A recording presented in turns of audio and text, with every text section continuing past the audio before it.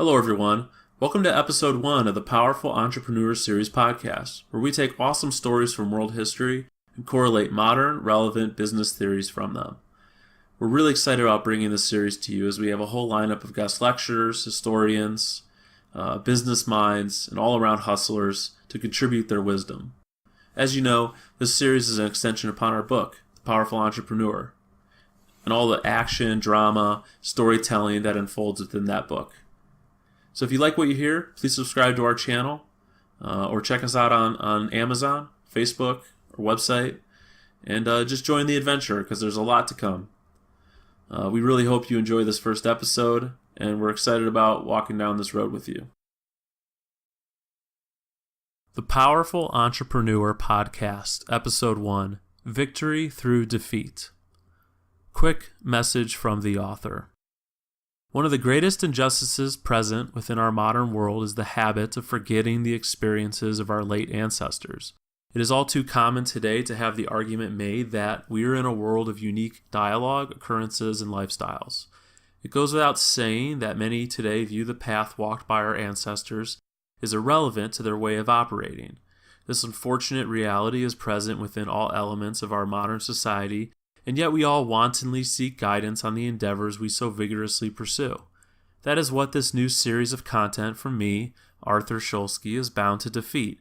The stigma that just because my ancestors from eras before never experienced life through the lenses of an iPhone camera doesn't mean that they themselves don't have experiences worth offering to all of us today, specifically in the field of entrepreneurship and business.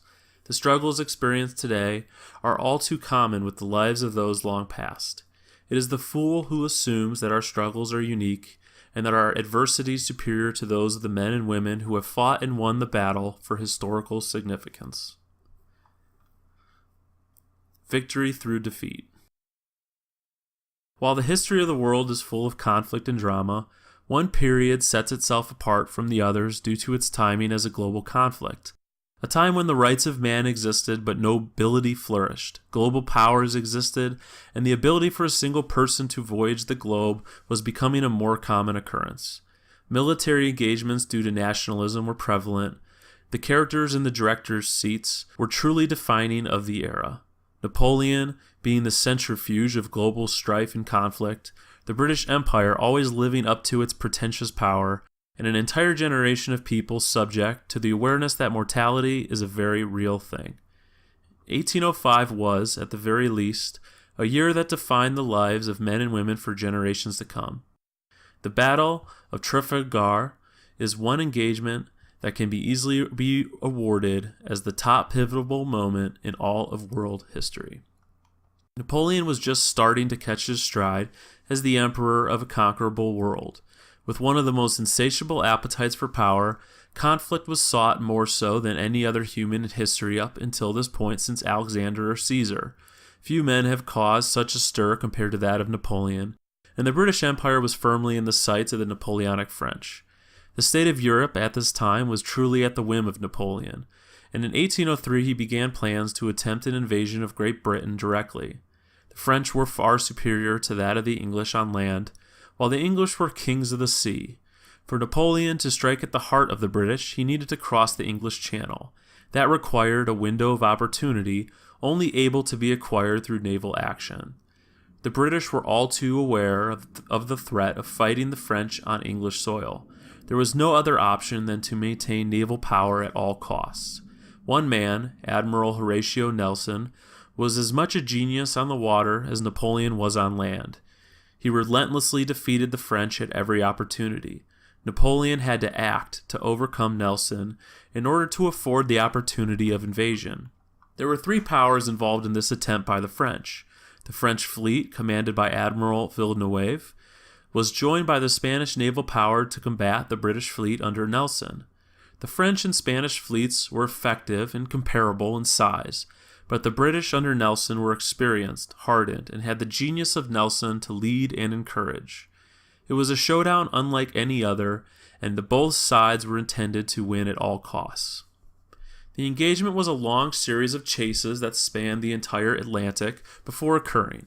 In early 1805, the French fleet was blockaded in the Mediterranean by Nelson, but with some luck they were able to evade the blockade and start the long voyage to the Caribbean in order to join forces with the Spanish fleet. Napoleon had intended that the combined fleet would sail directly for France in order to commence with the invasion right away. After a few minor defeats during some skirmishes, Villeneuve had decided to move his fleet to northern Spain, eventually concluding the long journey in the port city of Cadiz.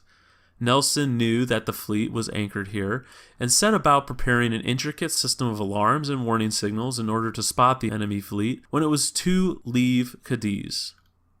After a moment of deliberation, Villeneuve had become pressured to make sail out of Cadiz in order to obey Napoleon's orders. The decision to leave Cadiz was finally made for the purpose of self-preservation and pride rather than logic, for Villeneuve had become privy to a replacement admiral for himself. As the French and Spanish sailed out of Cadiz, Nelson was fast to respond. The situation looked like this. The large French and Spanish fleet numbered 41 ships, while the British had brought 33 ships to bow. The hesitation in decision-making did not stop at the timing of departure for the French and Spanish. Villeneuve had changed the formation in which his fleet was traveling a few times, paired with poor winds, had caused the fleet to have a sloppy organization once the British were on them.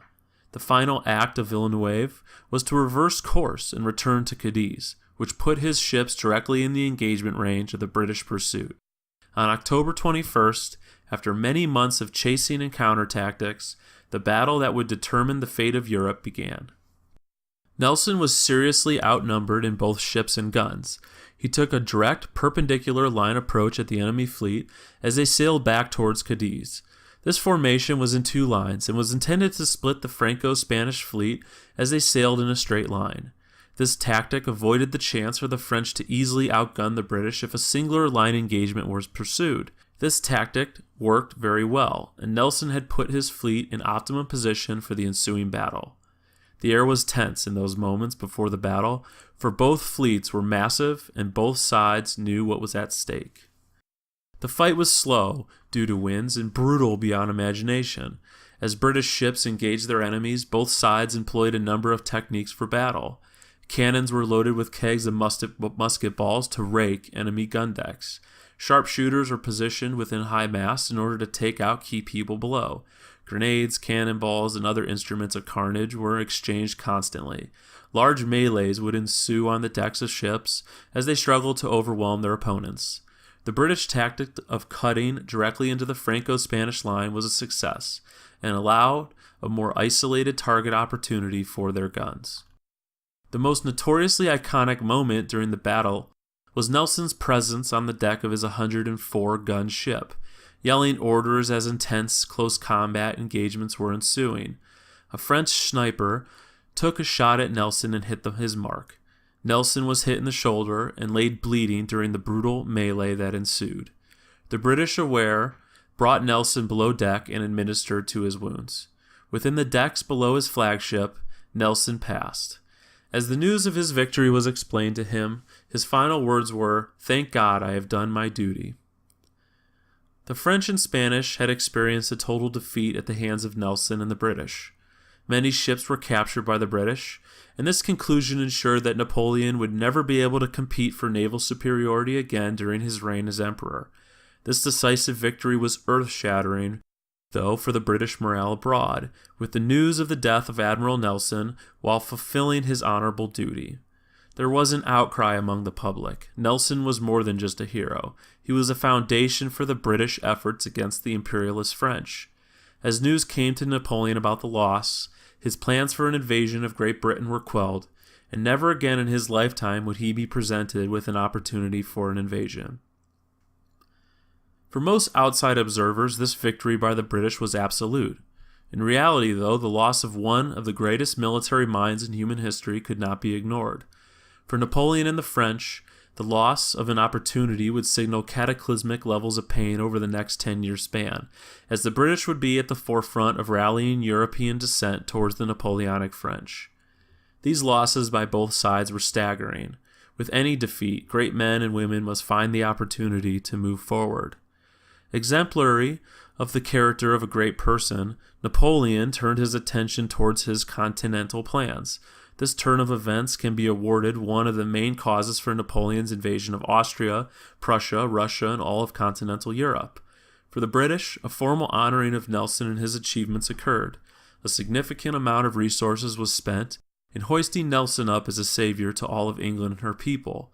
This inspiration was harnessed in order to give the British people a needed boost to morale, for the 10 years in front of them would require every ounce of energy in order to stop Napoleon from his ultimate victory. While both sides experienced terrible defeat, the workings of great people moved beyond the surface level, embraced the opportunity, and moved forward with new plans of action.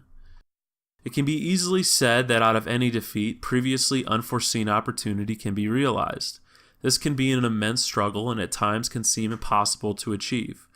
We pursue tasks with the intent that all things will turn out a successful conclusion.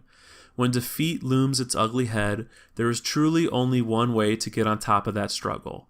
The ability to engage in a task with the diligence to see it through to completion is a crucial step in any endeavor. The ability to take failure and turn it into an additional opportunity is beyond a doubt what will give you the needed strength to accomplish an everlasting dream. No one is able to achieve one's goals with this thought process. No one can achieve success without constant defeat, and only embracers of defeat can ever achieve anything great. I remember there was a period in my wife's business pursuit when she found out a key variable that had up until this point been a major component, not as soon prior to the onset of the pursuit. She was attempting at designing a new website for her business, but had not taken into consideration the need for a very specific system for the monetary needs of the process. This needed integration was so minor at the onset that very few people without the experience of having already done this same task would have known that this step was needed. 2 months of labor and the money invested into the project was truly at a loss. It was a very devastating day of realization that I can remember intently. Immediately upon finding out about this loss, the desire to persist was embraced, and research was conducted to find a fix or an alternative. After a few days of deliberation, an alternative was labeled, and the old site thrown out. The new way was better, cheaper, and eventually allowed for a more optimum experience overall. Out of defeat comes a new opportunity for success. One just has to pursue this ideology of persistence and optimism. Remember the Battle of Trafalgar. Realize that your defeats are just as conquerable.